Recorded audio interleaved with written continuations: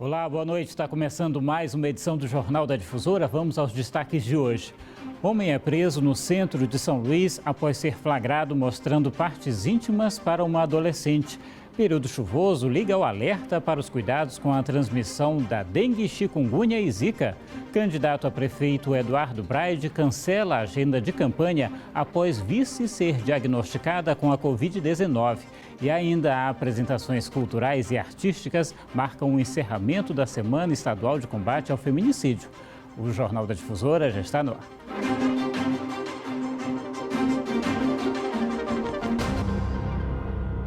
E a gente começa mostrando essa situação. Um homem foi preso hoje à tarde após ser flagrado mostrando as partes íntimas para uma adolescente. O suspeito foi encaminhado ao presídio de Pedrinhas. Foi nesta praça, a mais movimentada da capital maranhense, que o homem de 40 anos mostrou os órgãos genitais para a menor de idade. Sentada no banco da praça, a adolescente de 13 anos aguardava uma amiga para seguir caminho até o curso quando percebeu o comportamento do homem que estava sentado de frente para ela. Ele mostrava as partes íntimas. Ela saiu do lugar, mas ele foi atrás dela e continuou com o mesmo comportamento. Foi quando ela resolveu acionar a polícia militar. Primeiramente ela saiu, pediu ajuda e aí ela voltou e sentou em um outro banco. E aí ele levantou também da onde ele estava e foi sentar novamente próximo à menor. Segundo ele, era porque ele estava sentado no sol e aí ele queria um lugar que tivesse mais sombra. Mas, assim, de certa forma, caracteriza que ele estava indo sempre ao encalço dela. Este vídeo foi gravado quando o homem foi imobilizado pelos policiais. O suspeito negou qualquer intenção contra a menor. Na delegacia, disse ter alergia a peças íntimas. Ele teve o celular apreendido e foi autuado em flagrante. Ele afirmou que ele realmente não usa cueca, tendo em vista que ele tem problema alérgico e que por conta disso que poderia ter aparecido o órgão genital dele para ela. Ele foi autuado em flagrante pelo artigo 215-A, importunação sexual, e foi encaminhado para Pedrinhas, onde está à disposição da Justiça. E a Justiça decretou sigilo no processo relacionado ao assassinato da publicitária Mariana Costa, que aconteceu em novembro de 2016 aqui em São Luís. O juiz José Ribamar Goulart Rioli aceitou o pedido da defesa do acusado, Lucas Porto, para decretar o segredo de justiça. Na decisão, o magistrado considerou que os documentos relacionados à insanidade mental de Lucas contêm informações pessoais dos familiares dele. Portanto, o segredo de justiça seria para resguardar a intimidade desses familiares. Atualmente, Lucas está preso na penitenciária de Pedrinhas e aguarda a marcação da data do júri popular. Ele é acusado de estuprar e matar a cunhada, Mariana, que era ex-sobrinha neta do ex-presidente da República, José Sarney, e foi encontrada morta no apartamento onde morava no bairro Turu, aqui na capital. E terminou hoje a Semana de Combate ao Feminicídio no Maranhão. Por 7 dias foram realizadas diversas ações para conscientizar a população sobre a gravidade do crime e também estimular as mulheres a denunciar qualquer tipo de agressão. Nesse ano já foram registrados 55 casos de feminicídio no Maranhão. Quem tem os detalhes é a repórter Andressa Miranda. Oi, Hugo, nós vamos falar dessa programação que iniciou lá no dia 13 de novembro. Hoje, com esse ato show, é um momento em que vários artistas reúnem também para fazer aí, culminar com essa ação aqui. Tem a presença também de familiares de vítimas e de todas as pessoas, várias pessoas da sociedade aí, para que possam juntos falar sobre esse tema. Essa dor também é minha. Foi o tema desse ano, da 4ª edição. A Kazumi Tanaka vai falar conosco para falar como é que foram esses dias, né? E intensificando ações que são feitas o ano inteiro, mas aí vem esses dias aí para que se possa falar muito mais sobre a prevenção, sobre a denúncia, sobre a importância da mulher empoderada e da sociedade, como bem falaram aí no tema, tomar essa dor para si e, de fato, ser uma pessoa participativa em todo esse processo. Exatamente, o nosso recado principal é exatamente esse que você repassou. Como você mesmo destacou, o tema desse ano, essa dor também é minha, significando que todo mundo tem que se envolver nessa situação, porque o Estado por si só não tem a possibilidade de entrar na casa das pessoas, de conhecer as relações que estão sendo construídas e assim provocar uma mudança de realidade. quem provoca essa mudança de realidade nas relações domésticas e familiares, que normalmente estão dentro de casa, são as pessoas que participam daquela relação. É o vizinho que está do lado, é a irmã, é a mãe. Então é importante que todo mundo queira se envolver, que todo mundo enxergue para o lado, antes inclusive de apontar para o Estado que o Estado deve fazer alguma coisa. Tá certo, exatamente. Então, para que todas as pessoas tomem realmente essa dor para si, esse é um ato, mas a prevenção e também as denúncias e todo o trabalho da Casa da Mulher Brasileira duram aí o ano inteiro. Hugo, é com você. Obrigado, Andressa. E em Imperatriz, bandidos roubaram mais de 100 aparelhos de celular de uma loja de departamentos. Segundo testemunhas, um dos elementos chegou a poucos minutos do horário de fechamento e se passou por cliente. Que entraram na loja foram dois, um se passando por cliente, fez alguma compra, não estava armado, aparentemente não estava armado, e na hora que ele foi sair, né, o portãozinho pequeno já estava sendo fechado, mas na saída dele deu abertura para o que estava armado entrar e aí fizeram toda a ação no interior da loja. A quantidade exata de celulares que foram levados pelos assaltantes ainda não foi confirmada. Mas, segundo informações de uma das guarnições da Polícia Militar que atendeu a ocorrência na noite de ontem, os bandidos roubaram cerca de 150 aparelhos. Eles ainda vão fazer esse levantamento, mas foram aparelhos celulares, sim, e alguma quantia em dinheiro que também ainda não foi calculada. Não se sabe se tinha algum no apoio. Agora o convite para você que acompanha ao vivo pelo Facebook é deixar o seu comentário e interagir com a gente. O Jornal da Difusora vai para um rápido intervalo. Daqui a pouco você vai ver que o período chuvoso, mais uma vez, liga o alerta para os cuidados com a transmissão da dengue, chikungunya e zika. Até já!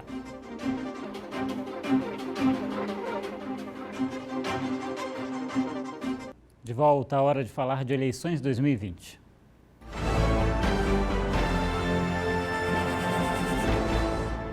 Você acompanha agora a agenda dos candidatos à prefeitura aqui da capital para amanhã. O candidato Duarte Júnior pela manhã concede entrevista para emissora de rádio, para emissora de TV e depois entrevista a outra emissora de televisão. À tarde faz caminhada na Santa Bárbara, na Vila Vitória e participa de plenária da Cidadania e Meio Ambiente, na Praça Deodoro. À noite faz carreata no Planalto Vinhais, Altos do Calhau, Parque Shalom, Coazerma e Coama e tem debate em emissora de TV. Muito bem, e o candidato a prefeito de São Luís, Eduardo Braide, do Podemos, cancelou toda a agenda de campanha depois que a vice Ismênia Miranda foi diagnosticada com a Covid-19. Em postagem nas redes sociais, Eduardo Braide disse que já realizou um novo teste para o coronavírus, que vai compartilhar o resultado na internet e que, por enquanto, a campanha está suspensa. Agora a gente muda de assunto. Quem é usuário do transporte coletivo sabe o quanto é ruim quando faltam abrigos nas paradas de ônibus. É sol, chuva e para revitalizar as paradas aqui na capital, desde julho a Prefeitura de São Luís vem instalando mais de 200 novos abrigos. Quem mora em São Luís sabe bem como é. O ano se divide em período de sol e de chuva. Agora, seja em um período ou outro, os usuários do transporte coletivo precisam dos abrigos nos pontos de ônibus para encarar a espera pelo coletivo protegidos. De julho para cá, a Prefeitura instalou mais de 230 novos abrigos. Todos esses abrigos que foram implantados e serão implantados ainda vêm em benefício do transporte público, até para desafogar os terminais, pois hoje eles são um ponto de apoio aos terminais, podendo fazer a integração temporal. Alguns locais não tinham abrigo e ganharam a instalação. Este ponto de ônibus fica na Avenida Daniel de Latouche, altura do bairro Coajape. De acordo com a SMTT, está dentro dos 30% de abrigos instalados, onde antes não havia nenhum tipo de proteção, ou pelo menos um banco como este, para sentar e aguardar o próximo coletivo.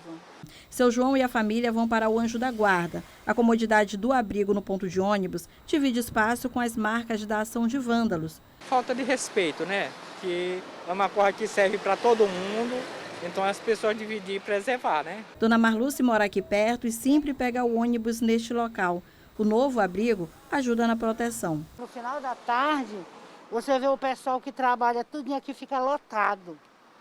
Aí quando chove, quer dizer, ele não vai para proteger total, mas pelo menos parcial já é alguma coisa, né? Cerca de 10 regiões receberam os novos abrigos. A SMTT diz que mesmo com a chegada do período de chuva, as instalações continuam. A nossa meta é pelo menos 20 abrigos mais 20 abrigos até o final do ano. Pois é, e com a chegada do período chuvoso, aumenta a preocupação com a disseminação de novos casos de dengue. Aqui em São Luís, os casos da doença têm até diminuído, mas o número de casos de Zika, doença transmitida também pelo mosquito Aedes aegypti, aumentaram. Com a previsão do início do período de chuvas se aproximando na ilha, cresce a preocupação com as arboviroses, entre elas dengue, febre, chikungunya e zika vírus. Aliada a essas doenças muito comuns no período chuvoso, ainda existe um momento de pandemia em que atravessa o país e o mundo. Aqui na capital São Luís não é diferente. Segundo dados da coordenação do Programa Municipal de Controle das Arboviroses, houve queda no número de registros relacionados a dengue e chikungunya. O balanço é referente aos 10 primeiros meses. De janeiro a outubro de 2019, foram contabilizados 992 casos de dengue, contra 706 em 2020. Já a chikungunya caiu de 118 para 44. Houve crescimento apenas no número de casos de Zika durante o mesmo período. De janeiro a outubro de 2019, foram registradas 62 notificações, contra 102 durante os 10 primeiros meses deste ano. Está havendo um certo crescimento, né, para esse ano, e a gente tem como característica intencionar e pensar que isso deve ser oriundo de pessoas ainda que vêm de outros locais, né, e que naturalmente trazem o vírus para a cidade. E esse mosquito se infectando transmite para outras pessoas. Ainda segundo o coordenador do Programa de Controle de Arboviroses, o período chuvoso costuma ser mais crítico, mas o planejamento para garantir o controle das doenças acontece durante todo o ano. A população tem papel fundamental neste trabalho de prevenção, não descartando o lixo de forma irregular. Cenas como esta só tornam o controle mais complicado. Os moradores tiveram cuidado de ter mais atenção para os focos, né? E naturalmente não deixar água parada, não deixar que esse mosquito nasça dentro da casa. Vamos aproveitar e ver como é que fica a previsão do tempo para amanhã.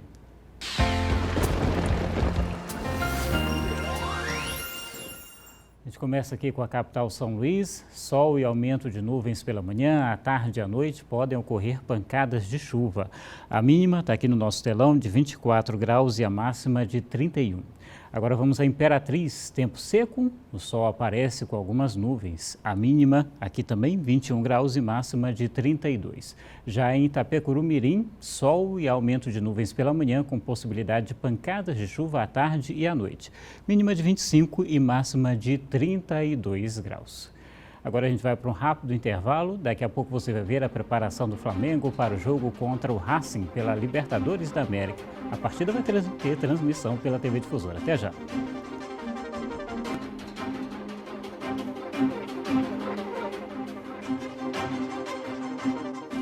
De volta e vamos ao boletim divulgado agora há pouco pela Secretaria da Saúde aqui do Estado sobre a pandemia do coronavírus no Maranhão. Desde o início da pandemia já foram registrados mais de 191.700 casos da doença. Nas últimas 24 horas, 355 pessoas foram diagnosticadas com a Covid-19 em todo o Maranhão. São 2.871 casos ativos no estado. Desse total, 245 pessoas estão internadas em hospitais entre as redes pública e privada, e mais de 2.600 estão em tratamento em casa. O número de recuperados é de 184.602 e o de mortes é 4.248. O número de casos suspeitos é de mais de 6.100 casos. Novembro também é mês de conscientização do câncer infantil. A doença já representa a primeira causa de morte entre crianças e adolescentes no país. Nos corredores do hospital, a rotina de crianças e pais que enfrentam o câncer é dura. Daiane está há 7 meses com o filho Gustavo, que só tem 6 anos. O diagnóstico dele é de leucemia. Cada internação é sempre um momento difícil. Quando a gente chega, a gente vai descobrir sobre toda a doença, como os médicos falam. Até eles estudam 5 anos para poder entender e vai ali em nós que chega de surpresa. Mas a primeira internação é um pouco difícil. Nas crianças, o aparecimento dos tumores está relacionado ao processo de crescimento. O tumor infantil ele está relacionado com alta divisão celular, diferente do adulto, que são pelo envelhecimento da célula. Então, como as crianças estão em crescimento, existe uma proliferação celular em todos os tecidos e em algum momento pode acontecer que uma das células doentes comece a se desenvolver rapidamente, provocando esse tipo de doença. De acordo com o Instituto Nacional do Câncer, o INCA, dos anos de 2020 a 2022, o Brasil deve registrar 8.460 novos casos de câncer infanto-juvenil. Já no Maranhão, os especialistas apontam que esta escala vai de 99 a 190 novos casos, o que dá uma média de 100 diagnósticos todos os anos. A previsão do INCA para o estado é de 280 novos casos no triênio. No cenário nacional, os meninos são a maioria, 4.310 contra 4.150 novos casos nas meninas. O tipo com maior incidência é a leucemia, felizmente com boas chances de cura. O importante no câncer infantil é o diagnóstico precoce, é a gente conseguir diagnosticar o quanto antes, para tratar o quanto antes, para ter melhores resultados no tratamento. Então, febre de origem indeterminada, por tempo prolongado, sem identificar de onde vem essa febre, dores pelo corpo, sinais de sangramento, alterações motoras, tudo isso a gente deve pensar que pode ser alguma coisa mais grave, um câncer infantil. O diagnóstico precoce é a principal mensagem aos pais e profissionais da saúde nas ações deste mês de novembro, dedicado ao combate ao câncer infantil. Para a Daiane, além dos cuidados médicos, ela conta também com a fé, para que o Gustavo entre em outra estatística, a de crianças curadas do câncer no Maranhão. Mas a fé de uma mãe, como todos falam, uma fé de uma mãe move montanha e a minha vai mover, porque meu filho está curado. Ele está só cumprindo o tratamento dele. Olha, daqui a pouco, 9h15 da noite, tem futebol na TV Difusora. O Flamengo foi à Argentina e vai enfrentar o Racing no jogo de ida da segunda etapa da Copa Libertadores. Nação que acompanha o time em todas as partes. Não foi diferente na chegada à Argentina. A maior torcida do Brasil deu seu recado. O Flamengo foi bem recebido e trouxe também novidades. O experiente lateral Felipe Luiz, que se curou de uma lesão na coxa, e o artilheiro Gabriel Barbosa, recuperado de dores musculares. No treino fechado de hoje, no CT do Boca Juniors, Gabigol ainda ganhou uma camisa de Carlitos Teves antes de treinar normalmente. Boas notícias para os rubro-negros, que tinham motivos de sobra para comemorar. As coincidências da vida. O Flamengo está na Argentina para uma partida decisiva da Libertadores, exatamente um ano depois de conquistar a América, numa final épica contra o River Plate. O dia 23 de novembro de 2019 não sai da memória dos flamenguistas. Com 2 gols nos minutos finais de Gabigol, o Fla conseguiu a virada. Um bicampeonato histórico. Durante todo o dia, o clube celebrou nas redes sociais. Muitos tentaram, poucos conseguiram. Agora o desafio é conquistar de novo. E o duelo contra o Racing, que está em crise, com 4 derrotas consecutivas na liga local, inaugura as oitavas de final. O SBT mostra ao vivo para todo o Brasil nesta terça-feira, a partir das 9h15 da noite. O sonho de manter o vermelho e preto no topo da América continua. E a gente encerra com imagens ao vivo da movimentação na Avenida Daniel de Latouche, aqui em São Luís. Obrigado pela audiência, pela companhia. Boa noite, até amanhã.